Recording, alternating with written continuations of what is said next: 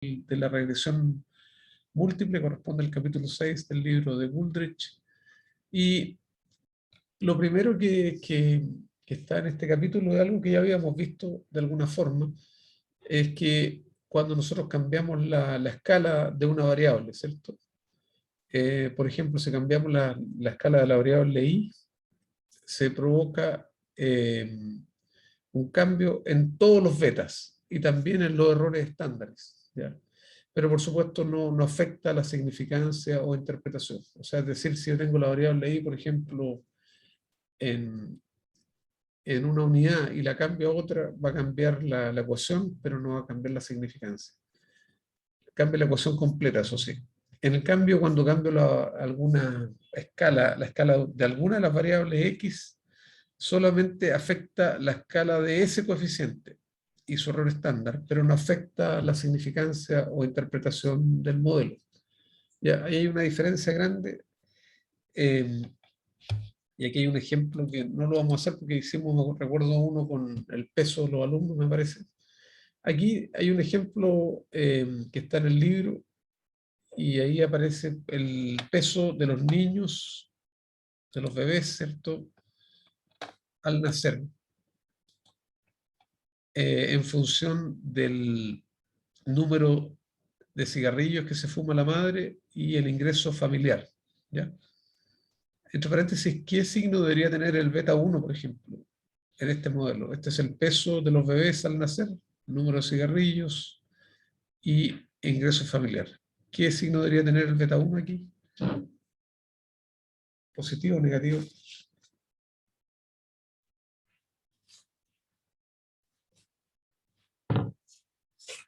Debería ser negativo, ¿no es así? A mayor número de cigarrillos, menor peso del bebé, ¿cierto? Y mientras por otro lado el ingreso familiar, lo más probable es que sea positivo, ¿cierto?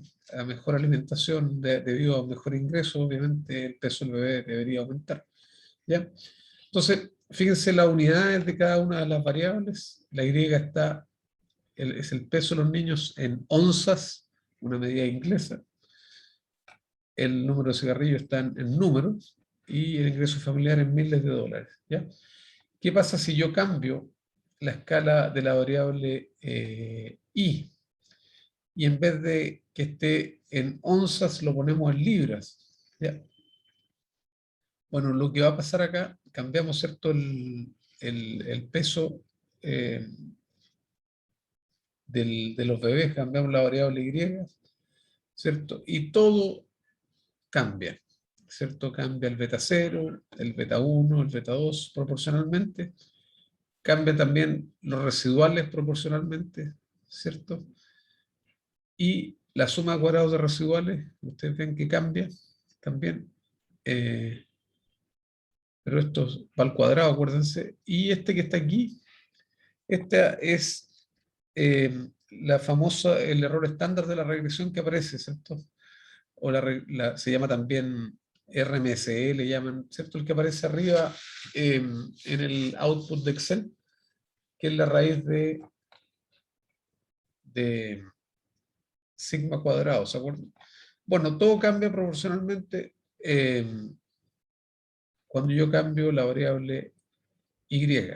Ya vamos a ver un ejemplo. Vamos a ver los números después, ¿ya?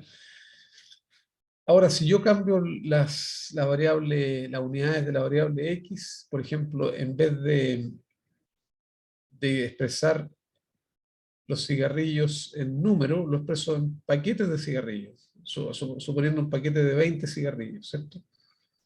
Entonces, acá cambia, ¿cierto? La variable X, ¿cierto? Esto lo pasamos, esto es paquete, ¿cierto? Y por supuesto, proporcionalmente cambia el beta, ¿ya? Y ahí ustedes ven esto que ahora en paquetes, ¿cierto? Y proporcionalmente cambia el beta 1. Sin embargo, la significancia del modelo no cambia, ¿ya? Ustedes lo pueden hacer, de hecho lo hicimos la otra vez, me recuerdo, con el peso y la estatura, me parece. Y aquí lo que tenemos son los tres modelos. El modelo original, ustedes lo ven en forma de tabla. aquí está la variable dependiente, que en este caso es el peso en onzas. Aquí tenemos el peso en libras cuando cambiamos la I, y en el tercer caso tenemos el peso en onzas, pero solamente cambiamos la X, ¿cierto? Aquí está el modelo original, ustedes lo ven. Y si cambiamos la I a libras, ustedes ven que cambia todos los betas. Cambia el que acompaña el número de cigarrillos, cambia el del ingreso familiar, y esto cambia proporcionalmente, ¿cierto? Dividido por 16, en este caso, ¿cierto? Esto dividido por 16 da eso. Ya, el intercepto también cambia. El R cuadrado no cambia, obviamente, y la suma de cuadrados de residuales cambia también, pero acuérdense que esa va al cuadrado, y la desviación estándar de la regresión, que es esta, también cambia, ¿ya? Proporcionalmente. ¿Está claro? Todo cambia, pero la significancia del modelo sigue siendo la misma. Ahora, si yo cambio el número de cigarrillos, ¿cierto? Que es este, ¿cierto? Lo cambio a paquetes de cigarrillos, que está acá ahora, ¿cierto? Y ustedes ven ese modelo, o sea, ese beta 1 que acompaña al número de cigarrillos, está multiplicado por 20, ¿se fijan? Ahí. Y solamente cambia ese coeficiente. El resto de los coeficientes se mantiene exactamente igual. ¿Ya?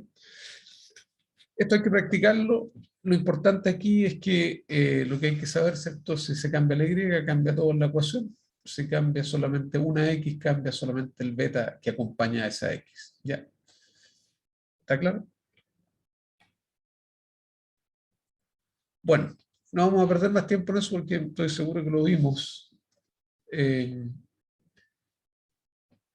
a pesar de que la memoria me puede fallar, pero estoy prácticamente seguro que lo vimos.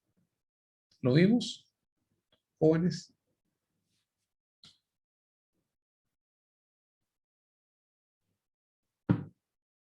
Nadie se acuerda, ¿no?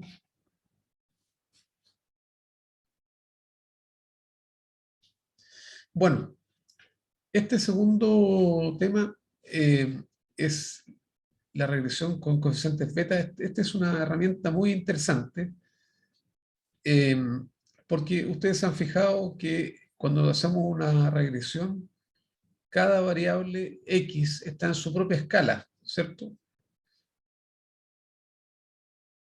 Entonces, por ejemplo, si hacemos un modelo de salario, la educación tiene su propia escala, la experiencia también, qué sé yo, todas las variables que están dentro de ese modelo tienen sus propias escalas. A veces esas escalas coinciden, ¿cierto? Pero en muchos casos las escalas son muy distintos, los números son muy distintos. Entonces, cuando yo tengo números muy distintos, es muy difícil saber cuál de las variables pesa más en términos de explicar la Y. ¿Ya? Entonces, lo que podemos hacer es estandarizar las variables. Y una forma de hacerlo es estandarizarlas, convertir cada variable en, en una variable estandarizada que va a ser Z. Vamos a convertirla en una normal estándar, ¿cierto? ¿Y cómo se hace en la práctica? Tomo la variable Y, ¿cierto? Le resto el promedio de la Y y divido por la desviación estándar de la Y. Hago lo mismo con la X y posteriormente corro la regresión con las variables estandarizadas. Y esto es bien importante, nos permite comparar el peso de cada variable. ¿Ya? En este modelo, el intercepto es cero naturalmente, ¿cierto? No es que tenemos que forzarlo, es cero naturalmente. ¿Ya? Y nos permite comparar, ¿cierto?, el tamaño de los betas. Entonces yo puedo decir, por ejemplo, que la variable que es más importante explicando la Y es tal. ¿Ya? Ahora, hay una relación, por supuesto, entre el beta del modelo original y acá, que es este, ¿cierto? Y el beta estandarizado, que es tenemos el beta del modelo original multiplicado, ¿cierto?, por este cociente, que son las desviaciones estándar, ¿cierto?, de cada X dividido por la desviación estándar de la Y. O sea, yo podría tomar un modelo en la práctica hecho y después podría corregirlo, ¿cierto?, por multiplicando por este cociente, ¿cierto?, y debería obtener estos betas estandarizados. Pero en la práctica, ¿cómo se hace? Se estandarizan los betas primero, o sea, las variables primero, y posteriormente se corre el modelo. Por favor, abran su abra su set de datos que se llama bienes raíces, ¿ya? No sé si se recuerdan de ese set de datos. Debería estar en sus apuntes. Sí, profe, sí está. Sí.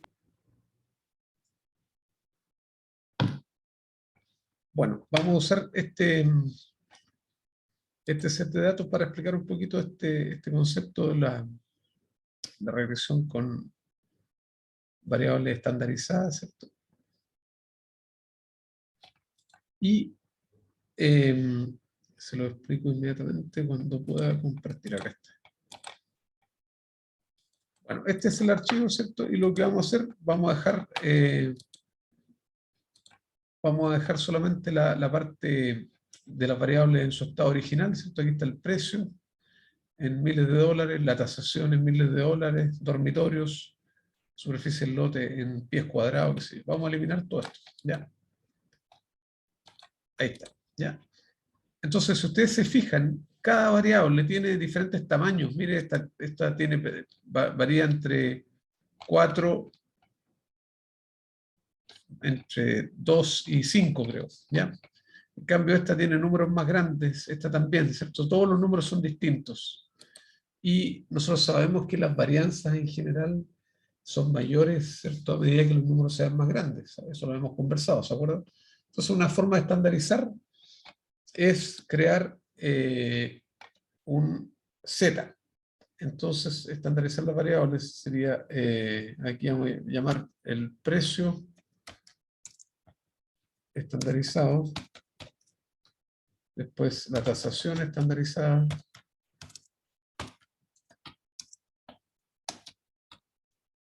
los dormitorios estandarizados, la superficie del lote y la superficie es del sitio, ¿cierto? Y la superficie construida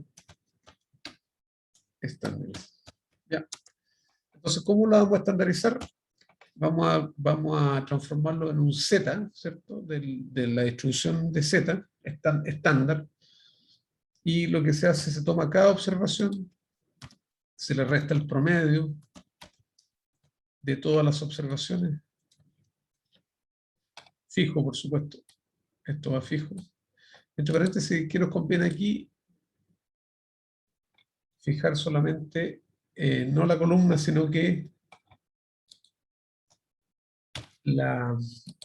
fijar las filas, ¿cierto? De manera que yo pueda copiar hacia el lado, ¿no? Así. Y todo esto dividido por la desviación estándar de la muestra, por supuesto, de todas las observaciones, que también la vamos a fijar en la fila. Ya. Y eso nos permite copiar hacia el lado, ¿cierto? Si lo miramos, funciona, se fija. Y podemos copiar, por supuesto, hacia abajo. ¿Ya? Ahora, ¿qué características tiene? Estos son Z, ¿cierto? Son de la distribución de Z. Cuando hacemos eso, lo que obtenemos son zetas y tienen la siguiente característica, que el promedio aquí es 0 y esto es 0, ¿cierto? Si ustedes lo miran técnicamente es 0 y la desviación estándar debería ser 1. ¿Ya?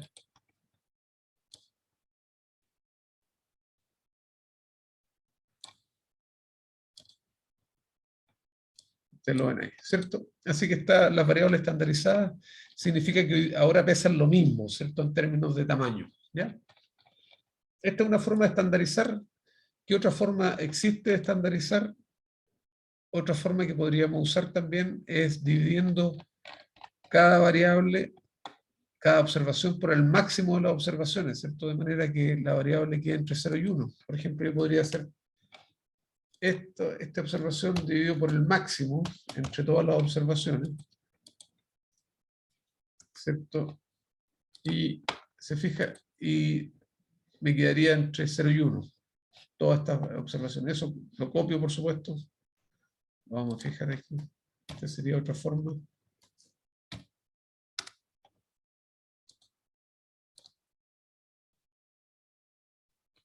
Esta sería otra forma de estandarizar, que también tiene sus ventajas.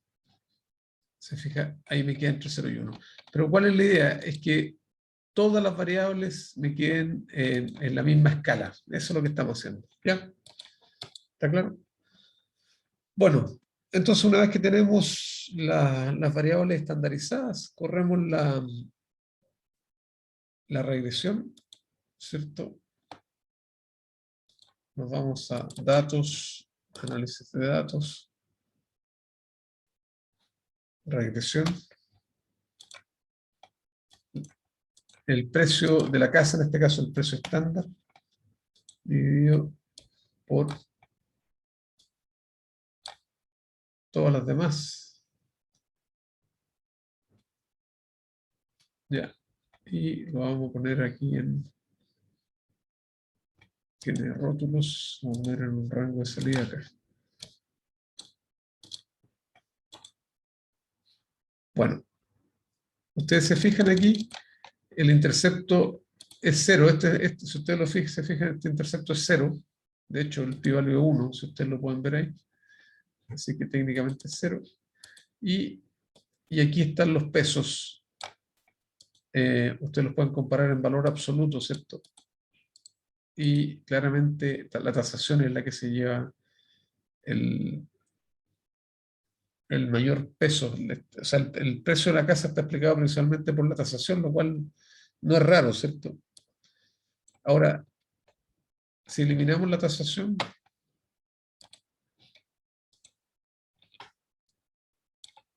vamos a partir de acá nomás, entre las características sin tasación.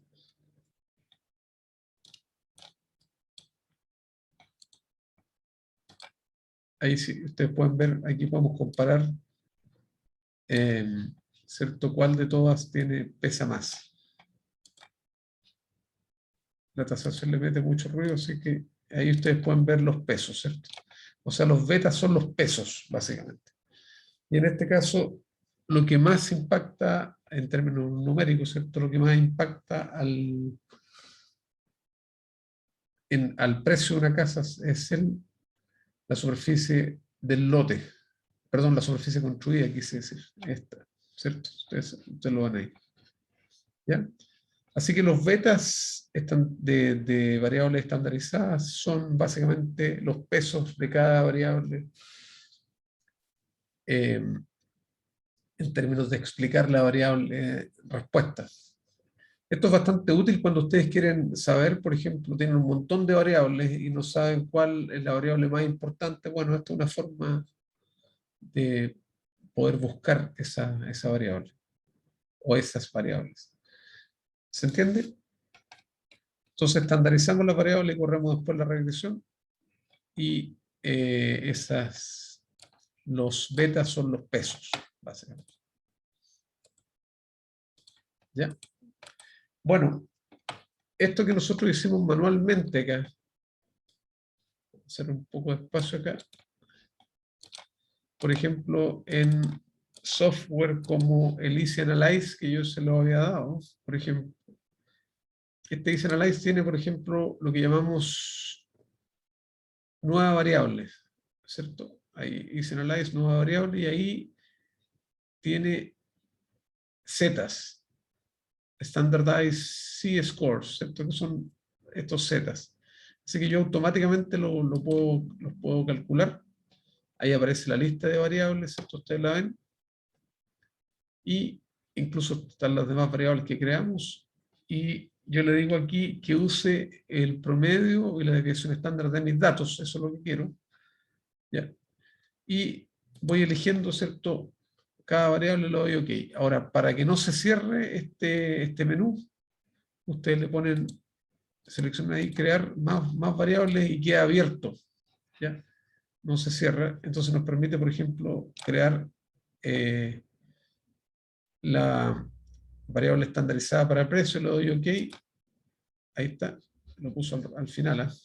Pensé que lo voy a poner, lo pone siempre al final. Después la tasación, OK, el número de dormitorios, OK, la superficie del lote, la superficie construida. O sea, lo mismo que yo hice a mano, ¿cierto? Lo hice Analyze, ¿cierto? Dándome estos zetas, y bueno, que son exactamente los que ustedes tienen acá. Ese, por ejemplo, es exactamente igual a ese. ¿Sí? Lo calcula solo. Y después corremos nuestra regresión. ¿Preguntas?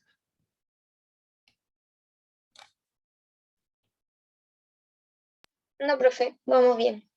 Bueno, yo le había dicho también, solamente para comprobar, ¿cierto? Que si yo corro el modelo normal,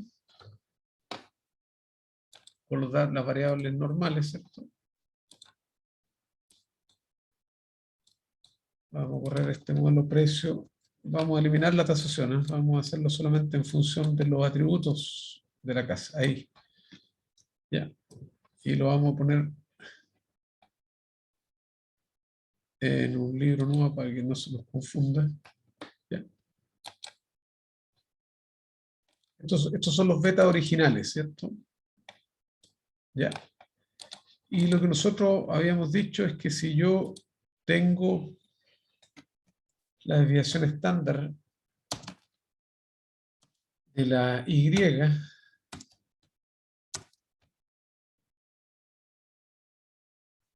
vamos a hacer de otra forma, desviación estándar. Primero de la Y,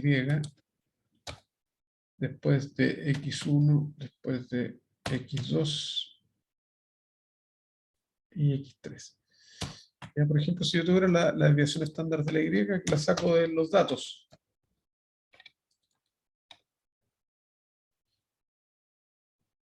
¿Dónde está eso? Me la puso en una hoja nueva. Bueno, voy a calcular la desviación estándar del precio. Ahí está. Ya, después, la desviación estándar. Voy a hacerlo con un ejemplo nomás, con la X1. ¿Ya? De X1, perdón, del número de dormitorios. Ahí está. Ya, ahí tengo, por ejemplo, el modelo original, ¿cierto? Tengo la desviación estándar de la Y, la desviación estándar de la X1, que en este caso sería dormitorio, ¿cierto? Entonces, si yo quisiera, a partir del modelo original, calcular los beta estandarizados, sería, hacemos el cociente entre estas desviaciones estándar y lo multiplicamos por el beta normal y me da el beta estandarizado, que sería 0,11, que es exactamente el que habíamos obtenido.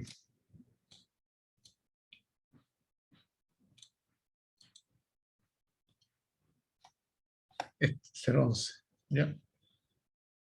¿Se entiende?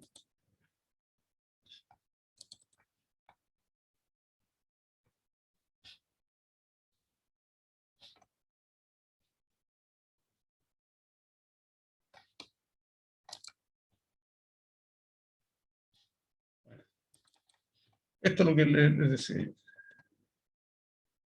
Bueno, así que, ¿qué otra forma de estandarizar tenemos? No sé si hay preguntas, pero ¿para qué se usan los betas? Está claro para qué, excepto es para saber cuál variable es más importante que otra. ¿Qué otra forma tenemos de estandarizar? Otra forma de estandarizar es aplicando logaritmos, ¿cierto? Si yo aplico logaritmo a todas, ¿qué estoy haciendo de alguna forma? Poniéndolo en la misma escala, ¿no? Así, en la escala logarítmica. Y por lo tanto, también podríamos usar los logaritmos. Si yo pusiera todo el logaritmo, los betas serían elasticidades y esas serían comparables, por supuesto. ¿Ya? Obviamente el logaritmo no logra estandarizar perfecto, pero obviamente reduce las varianzas. ¿Ya?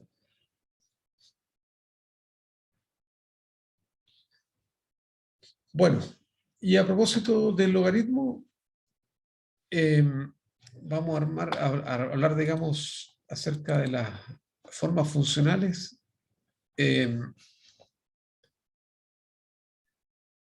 Nosotros podemos usar mínimos cuadrados ordinarios, ¿cierto? Para relaciones que no son lineales estrictamente, utilizando funciones no lineales de x e y. De todas formas, los betas van a ser lineales, ¿ya? Entonces, ¿qué puedo hacer yo? Puedo aplicar, por ejemplo, el logaritmo, ya lo habíamos visto, de x o de y o de ambos. También podemos usar formas cuadráticas. Y esto es bien importante, las interacciones, ¿cierto? Esto es uno de los temas importantes, las interacciones entre las variables. ¿Qué significa interacción? Que el efecto de una variable sobre y depende del nivel de la otra. ¿Ya? Hay variables que están relacionadas a través de una interacción. ¿Ya? Vamos a ver cómo se hace eso. Bueno, ya lo hemos visto el tema de los logaritmos, esto ya está más que conocido, dominado, ¿cierto? Tenemos, este sería un modelo log-log, ¿cierto? Donde el logaritmo está tanto en la y como en la x. ¿Ya? Tenemos un modelo log-lin o log-nivel, como quieran llamarlo. Y finalmente tenemos el modelo nivel-log y con sus respectivas interpretaciones que ustedes conocen. ¿Ya? Yo les decía, si quisiéramos estandarizar, podríamos usar logaritmo en todas las variables, ¿cierto? Y esas variables estarían estandarizadas. Ahora, ¿por qué usar modelos logarítmicos? Algo habíamos adelantado el otro día. Los modelos logarítmicos son invariables a la escala, de alguna manera son estandarizados, ¿cierto? Lo que hemos comentado. Y lo que miden son cambios porcentuales o elasticidad. Y estos deberían usarse siempre con variables positivas, ¿cierto? Variables que tengan solamente valores positivos como ingreso, gasto, ¿qué otro, cierto? Peso, estatura, en fin, todo lo que tengan son variables positivas, ¿ya? Y lo que hace, cuando aplicamos logaritmos, disminuye los problemas de heterocedasticidad, que es un tema que vamos a ver más adelante. ¿Ya? Y además, cuando se aplica logaritmo, las distribuciones son más angostas, ¿no? Elimina un poco el efecto de los outliers, ¿cierto? Los valores que están, los atípicos. ¿Ya? Y aquí están las reglas de oro para el uso de logaritmos. ¿Qué tipo de variables deberían usarse en logaritmo? Las cantidades de una determinada moneda, ¿cierto? Puesto que estas son positivas. Y todas las variables que son de tamaño grande, ¿cierto? Tipo población. ¿Ya? Poblaciones, no hablamos de millones de personas, ¿cierto? O de miles de personas, o variables que hablen de millones de dólares, etc. Eso hay que aplicar logaritmo. ¿Y qué otras variables se usan en su escala original? Las variables medidas en años y las que están ya en proporción o porcentaje, esas deberían mantenerse como están. ¿Ya? Esto no es fijo, estas son algunas guías nomás, pero nada impide que usted aplique el logaritmo a todas, si quisieran. ¿Ya? Bueno, y esto sí que aquí nos vamos a detener un poquito, ¿cierto? El modelo cuadrático. Este modelo posiblemente es uno de los modelos más usados en economía, porque es un modelo muy sencillo y que nos permite determinar mínimos y máximos, ¿cierto? Si nosotros determinamos, hacemos la derivada, ¿cierto?, de este modelo. Esta derivada, igualándola a cero, ¿cierto?, nos permite calcular mínimo o máximo, ¿cierto? Lo cual es muy interesante. Ahora, si en este modelo, el cuadrático, donde la variable va en su nivel y después al cuadrado, ¿ya? Es muy importante el coeficiente, el signo de los coeficientes, ¿cierto? Por ejemplo, si el coeficiente en x es positivo y en x cuadrado es negativo, lo que tenemos es un máximo, ¿cierto? Es el típico modelo que aumenta y disminuye, ¿ya? Y por lo tanto yo puedo calcular un máximo. Este sería el caso, ¿cierto? Si aquí yo tengo, por ejemplo, experiencia y aquí tengo salario, normalmente el efecto de la experiencia sobre el salario no es lineal, ¿cierto? Sino que es cuadrático. Ahí el salario aumenta hasta un cierto punto y después podría decaer incluso, ¿cierto? Bueno, en este caso, este modelo cuadrático, el x, el beta que acompaña al x es positivo y el que acompaña al x cuadrado es negativo, y esto me permite calcular este máximo, ¿ya? Por otro lado, podemos tener también el otro caso, podemos tener un mínimo, y en este caso, ¿cierto? En el modelo, el beta 1 es negativo y el beta 2 es positivo, y esto nos permite calcular un mínimo, como en este caso, por ejemplo, en el set de datos de los precios de las casas, ¿cierto? El que acabamos de ver. Aquí tenemos el logaritmo del precio y aquí tenemos el número de dormitorios y se produce este efecto cuadrático. Por algún motivo, ¿cierto? El precio de la casa disminuye hasta un cierto número de dormitorios y después aumenta, ¿ya? Nosotros podemos calcular, por supuesto, ese mínimo, ¿ya? Bueno, y vamos a hacer un ejercicio totalmente fuera de lo que nosotros estamos acostumbrados a hacer, ¿cierto? Puesto que uno de los usos que tiene este modelo es en las funciones de producción, ¿ya?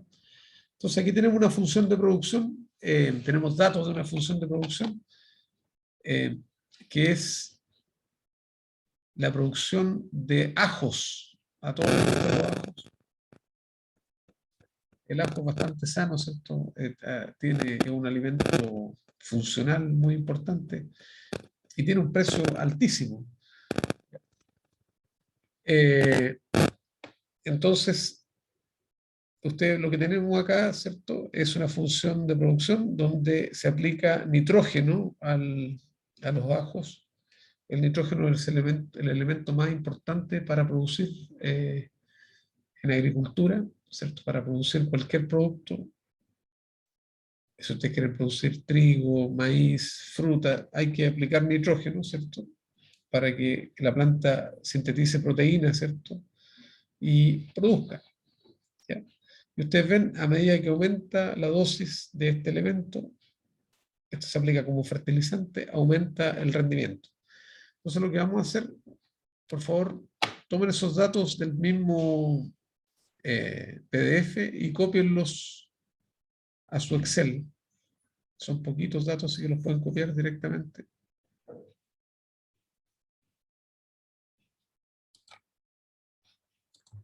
Yo los voy a copiar también aquí.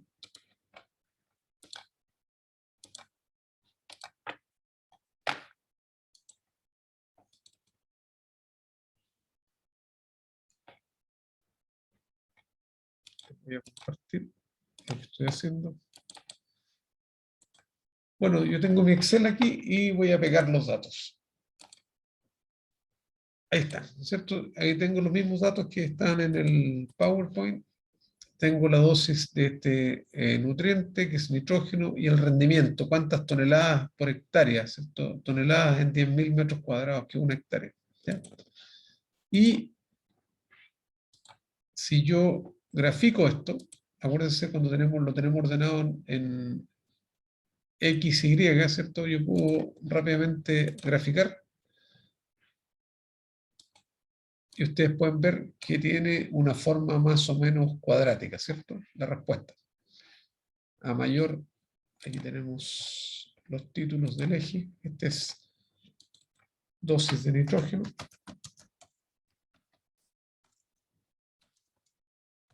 En kilos por hectárea, ¿cierto?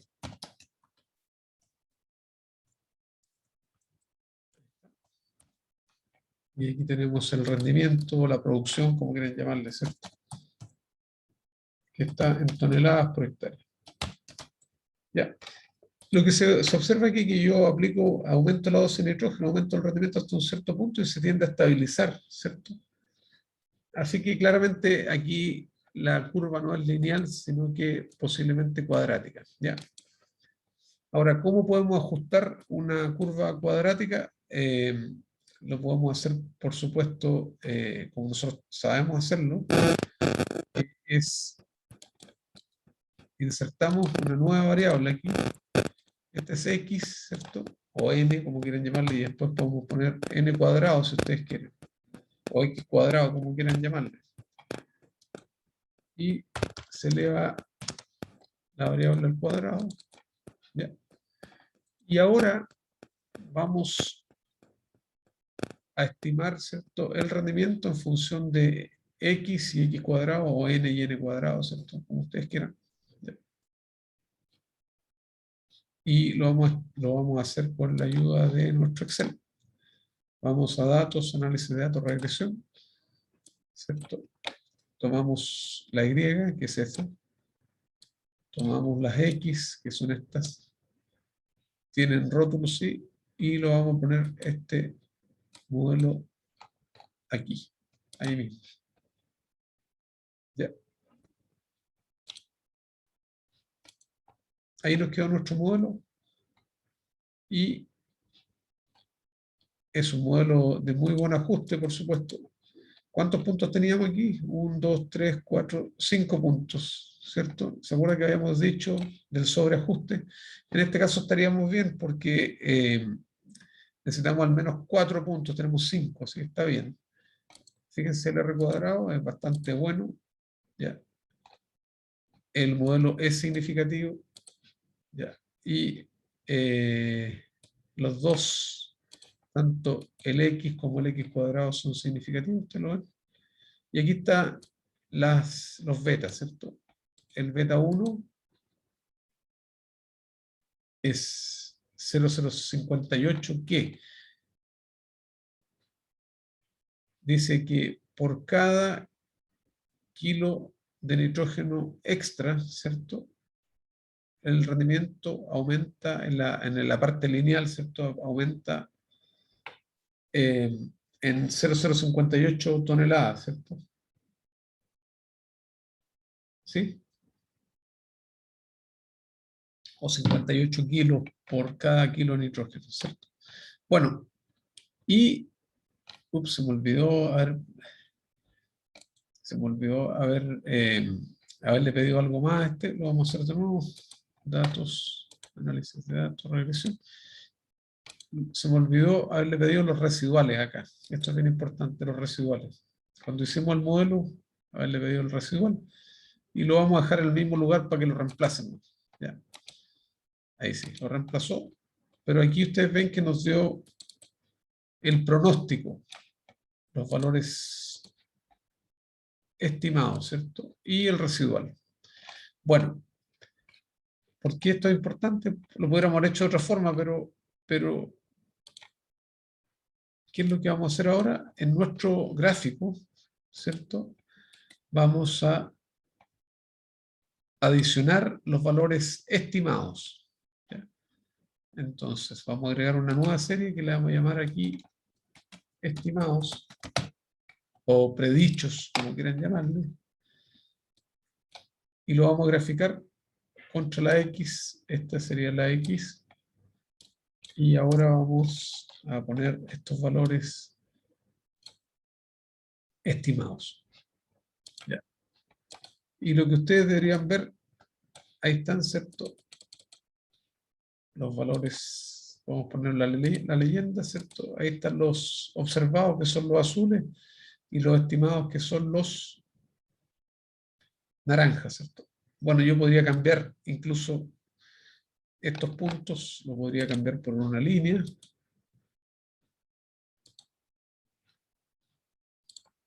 O una línea recta, como quieran, pero ahí. ¿Cierto? Y ahí está nuestro modelo cuadrático.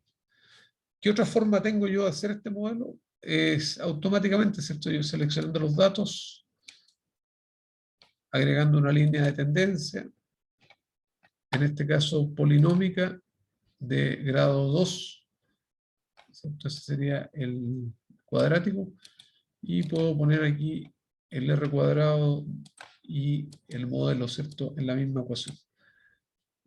Ya. Hay una pequeña diferencia aquí, no sé si alcanzan a ver, es por el número de puntos. Si yo le pongo más puntos, aquí tengo 5 puntos nomás, ¿cierto? Por eso no quedó tan bien dibujada, ¿cierto? Pero es exactamente el mismo modelo, ustedes lo ven ahí. Ahí está 0058, que es lo mismo que aparece acá. Y pues, posteriormente tenemos el x cuadrado, que es el que ustedes ven ahí, que es el mismo que está ahí. El r cuadrado, 0988, que ustedes lo ven ahí también. ¿Ya?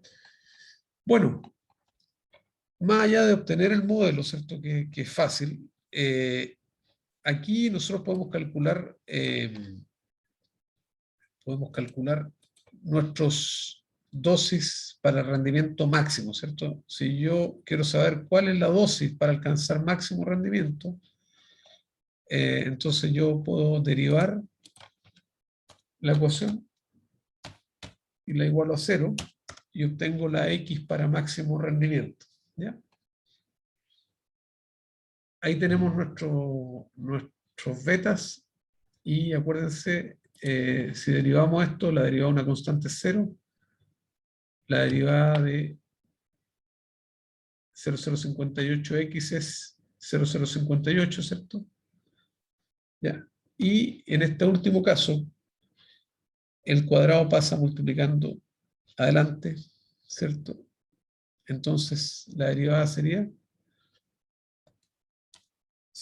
lo vamos a escribir así, 0.058, ¿cierto? Menos 2 por, lo vamos a escribir nomás para que ustedes lo vean, por 0.0013. Ya, eso es más o menos, ¿cierto? Si yo igualo esto a 0, me permite calcular el máximo. Esto es multiplicando por x, por supuesto. Esto es x. Ya, si yo igualo a 0, yo puedo calcular el x máximo. ¿Sí? O el n, como quieran llamarlo. Entonces, el x para rendimiento máximo aquí sería, para rendimiento máximo sería, si tomo esto lo igual a 0, sería esto dividido por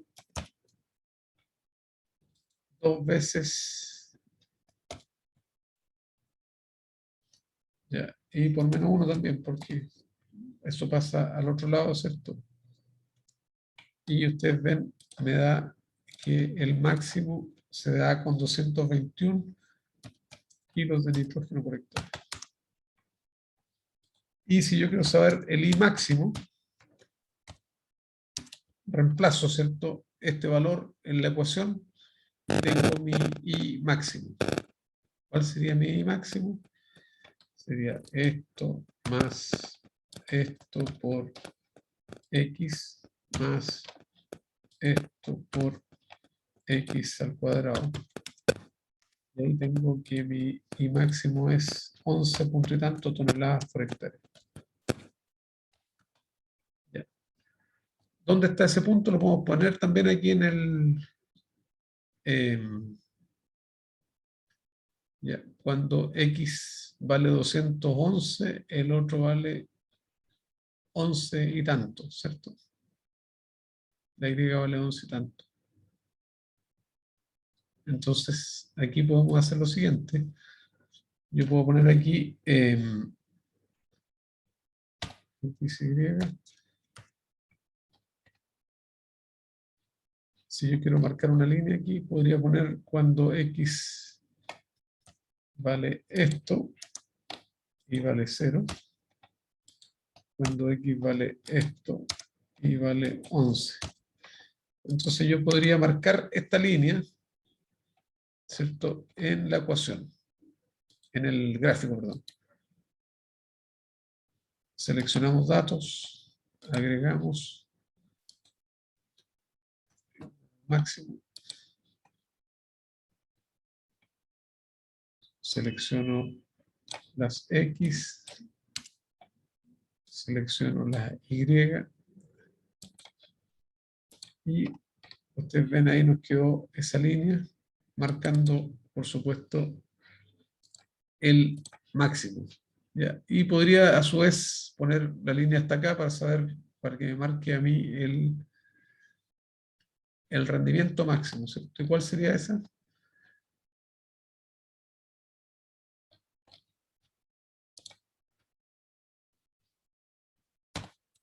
Para marcar aquí, hacia acá, tendríamos el 0,11 y el 200 y tantos 11, ¿cierto? Esto es 0, esto es 11 y 221, 11. Y esto lo puedo meter también aquí al gráfico, ¿cierto?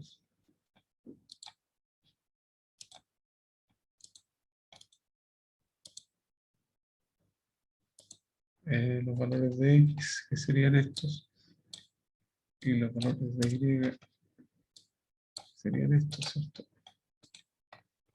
Ahí está, ¿cierto? Entonces cuando X vale 200, el máximo, ¿cierto? 211, se alcanza un rendimiento de 11 como y tantas toneladas, ¿cierto? Esto para que ustedes lo puedan, le pueden cambiar el color, qué sé yo. Vamos a bajar igual y le podemos poner alguna ahí. El otro también, para que queden iguales.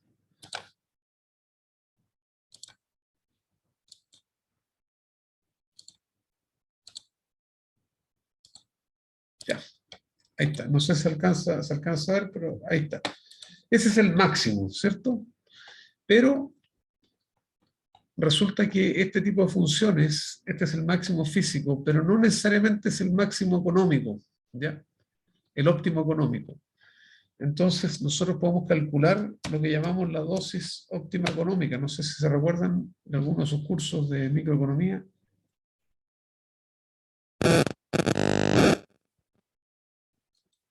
Y en este caso, nosotros sabemos que en una función de producción, ¿cierto?, el incremento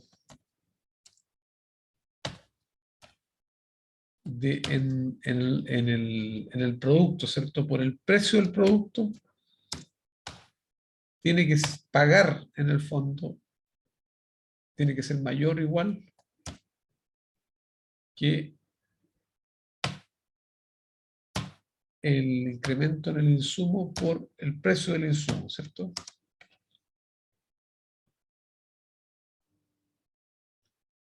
Entonces, delta I por PI tiene que ser mayor o igual que delta X por PX, ¿cierto? Y en este caso, entonces, si yo rearreglo esta ecuación,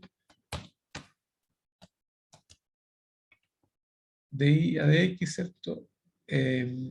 Es igual a la relación de precios, ¿cierto?, entre el precio del insumo y el precio del producto. Entonces, en vez de igualar a 0, nosotros vamos a igualar a la relación de precios entre el insumo y el producto. ¿Ya? O sea, la derivada no la vamos a igualar a 0, sino que la vamos a igualar a la relación de precios. yo no los voy a hacer buscar el precio, pero vamos a hacer una aproximación aquí nomás. Una tonelada de ajo vale más o menos 1.200.000 pesos. Eso vale una tonelada. Si alguien quisiera comprar una tonelada, y 1 kilo de nitrógeno, dependiendo del fertilizante que usemos, puede costar 1.000 pesos, más o menos. ¿Ya? Entonces, si yo hago la relación, esta sería, entre paréntesis, tiene que estar, por supuesto, en las mismas unidades que ustedes tienen acá. O sea, el precio del producto tiene que estar el precio por tonelada, y el precio del insumo es el precio por kilo de insumo. ¿Ya? Y en este caso, la relación es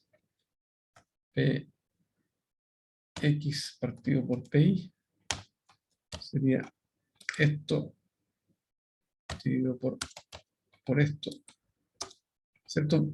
Ya no, entonces, en vez de igualar a 0, yo voy a igualar a este valor, ¿ya? Y voy a despejar mi x, ¿ya? Entonces, ¿cómo deberíamos hacerlo? Debería ser el x, o la dosis de insumo, ¿cierto? La dosis, que si ustedes, que es la cantidad de insumo para que la relación para que la derivada sea igual a la relación de precios, ¿cierto? Sería esto menos la relación de precios, que es esa, y dividido por 2 veces beta 2 en este caso, ¿cierto? Y por menos 1 para cambiar el signo. Ahí está. No sé si se fijan, la dosis óptima económica siempre es menor que la dosis máxima. En este caso nos dio 218, ¿cierto? Por supuesto, mientras más alta sea la relación de precios, este valor va a ser menor, ¿ya? O sea, ¿qué me dice esto? Que desde el punto de vista económico, yo debería parar de aplicar a los 218, 219 kilos, ¿ya?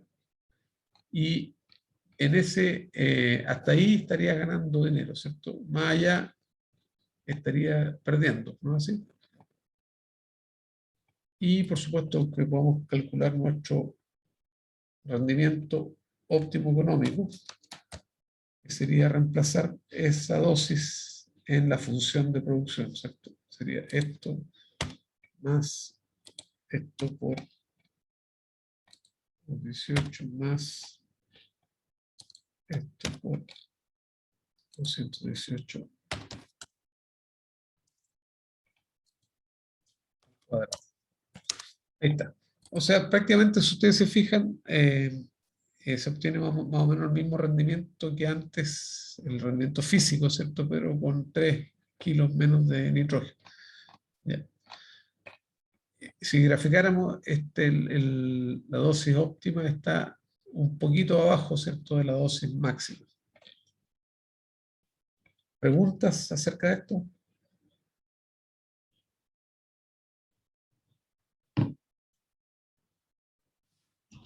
No, No, profe, creo que no. Ya, qué bueno. Bueno, esto es una función muy flexible que uno usa para muchas cosas, ¿ya? Debe ser, yo creo que el modelo más usado, uno siempre está usando modelos cuadráticos, ¿cierto?, para calcular máximos, mínimos, etc. Ya saben más o menos. Y lo otro importante de las cosas que estamos repasando, ¿cierto?, son las interacciones, ¿cierto? Cuando las interacciones es cuando el efecto de una variable depende del nivel de la otra. Ahora, ¿cómo se hace en la práctica una interacción?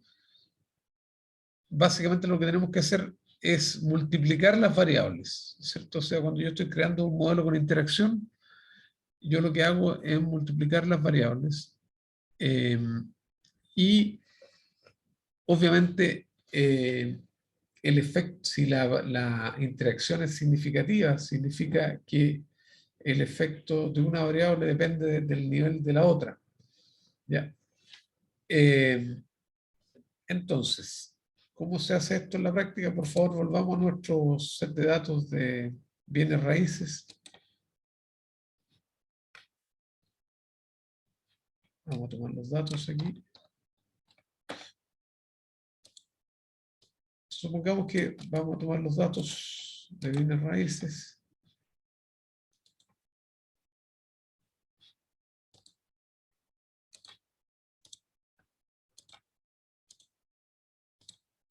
Acá está. Nos mete mucho ruido, ¿cierto? Lo vamos a dejar solamente en términos de los atributos. Entonces, yo tengo precio, dormitorio, superficie construida. Pero podría darse, ¿cierto?, que el precio dependa también de la interacción entre estas variables. Por ejemplo, yo puedo crear una variable que se llame dormitorios por superficie del lote. Podría crear otra variable que sea dormitorios por superficie construida.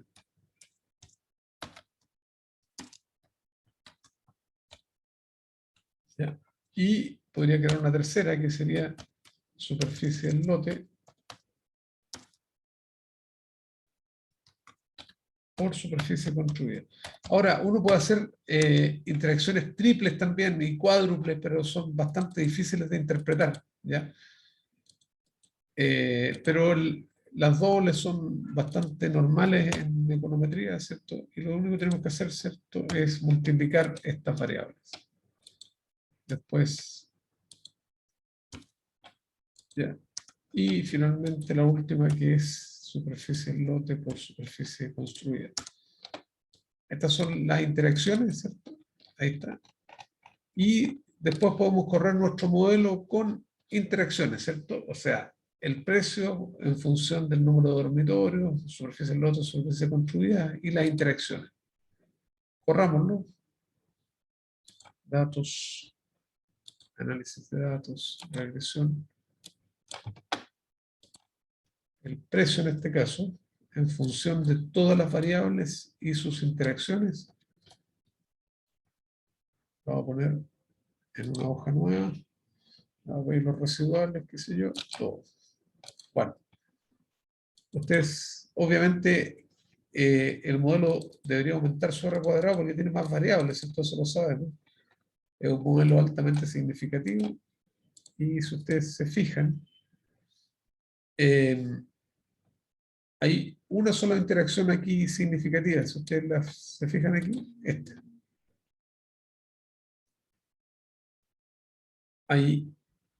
No hay efecto en el número de dormitorios, hay efecto en la superficie del lote, la superficie construida no hay efecto, ¿cierto? Sin embargo, hay interacción entre la superficie del lote y la superficie construida, ¿ya? O sea, en la práctica, ¿qué significa esto? Que el efecto, ¿cierto?, de la superficie del lote dependió de la superficie construida, ¿ya?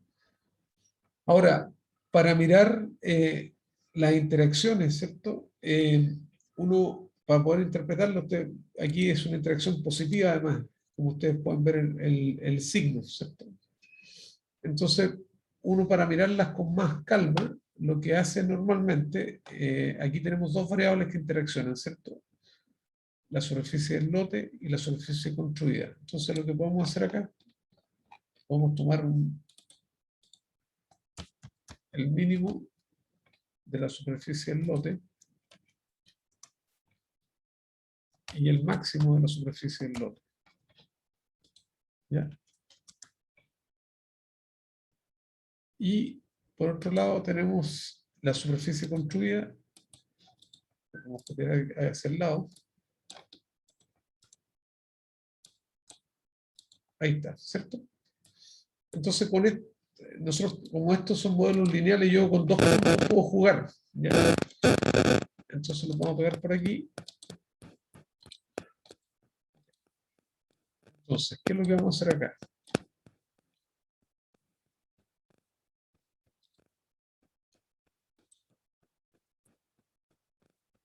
La cosa acá está. Entonces, aquí hacia abajo vamos a tener la superficie del lote y esto lo vamos a poner transpuesto aquí. Ahí está. Entonces ustedes ven, aquí tenemos superficie del lote hacia abajo y superficie construida hacia el lado, aquí. Y después vamos a usar este modelo para rellenar aquí estos valores, ¿cierto? Aquí tenemos, como decía, superficie del lote y superficie construida. ¿Ya? Entonces, vamos a llenar estos valores que están aquí. Vamos a poner un color distinto. Ahí. Entonces, yo lo podría haber hecho con cualquier número en realidad. Acuérdense que esto es lineal, pero tomamos los mínimos y máximos en cada caso. ¿Ya? Entonces, tenemos que el precio de una casa, ¿cierto? Es igual al intercepto, ¿cierto? Fijo, más el número de dormitorios, que entre paréntesis lo vamos a fijar. Lo vamos a fijar en 4. De hecho, lo vamos a dejar fijo. ¿Ya? Vamos a fijar el número de dormitorios en 4.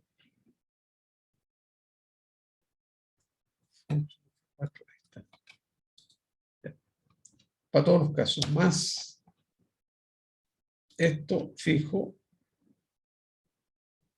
por la superficie del lote, que es esta, ¿cierto?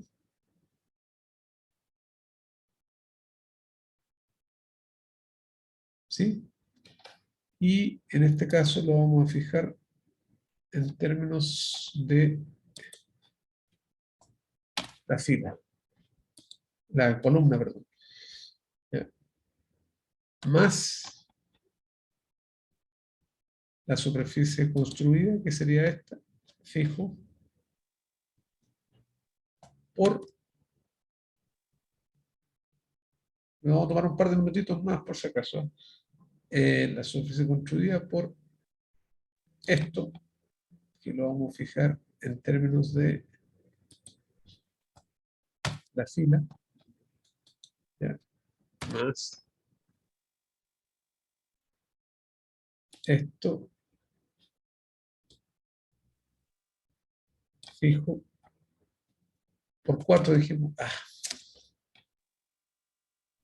esto fijo por 4 y por la superficie del lote, que es esta.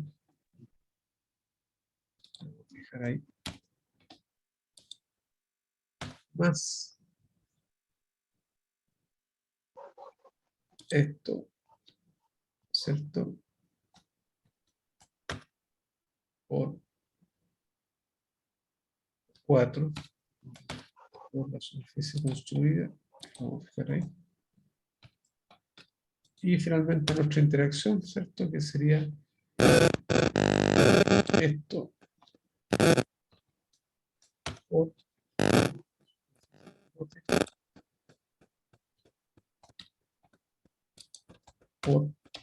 superficie construida. A ver si me quedó bien. Ahí está. Bueno, se supone que me quedó bien. Vamos a hacerlo así. Y copian ahí, ¿cierto? Algo pasó aquí.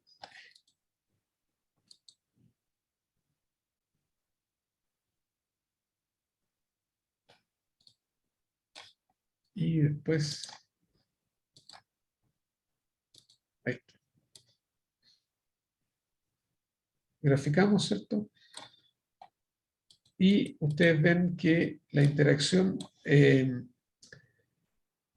vamos a cambiar, ustedes le pueden cambiar el orden, la pueden graficar como quieran. Déjenme cambiar el orden. Cambiar fila y columna.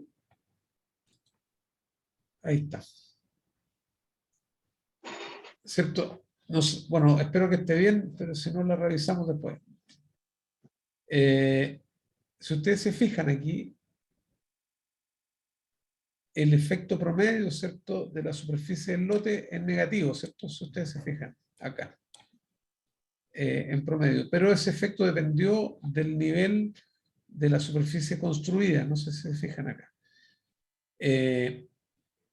O sea, por un lado, cuando teníamos una superficie construida menor, era negativo, y cuando teníamos una superficie construida mayor, era positivo.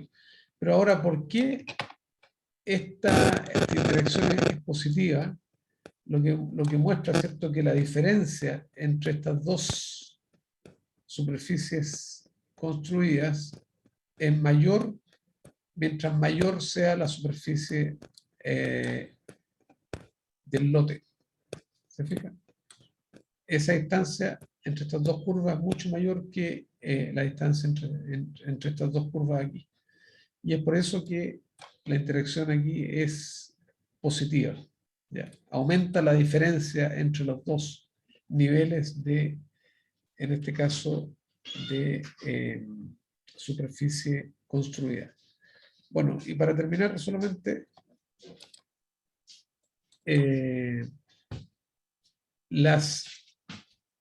los tipos de interacción, ¿cierto? Si yo tengo dos curvas paralelas, aquí no interacción.